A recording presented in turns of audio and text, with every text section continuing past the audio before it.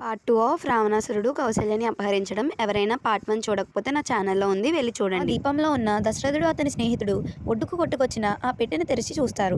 ఆ పెట్టెలో కౌసల్య ఉండడంతో ఎంతో ఆశ్చర్యపోతారు. నీతో జరిగింది తెలుసుకుని దశరథుడు కౌసల్యని ఆ దివిలోనే వివాహం చేసుకుంటాడు. దశరథుడు అతని స్నేహితుడు కౌసల్య అదే పెట్టెలో వెళ్లి కూర్చుంటారు. గొడవ ముగించుకుని వచ్చి తిమింగలం ఆ పెట్టెను తీసుకెళ్తుంది. రావణుడు బ్రహ్మ దగ్గరికి వెళ్లి ఇలా అంటాడు, దశరథుడిని నేను హతమార్చి కౌసల్యను ఒక పెట్టెలో బంధించాను అని చెప్తాడు. అప్పుడు బ్రహ్మ నవ్వుతూ ఇలా అంటాడు, వాళ్ళిద్దరూ క్షేమంగానే ఉన్నారు, వాళ్ళిద్దరికీ వివాహం కూడా అయిపోయింది అని.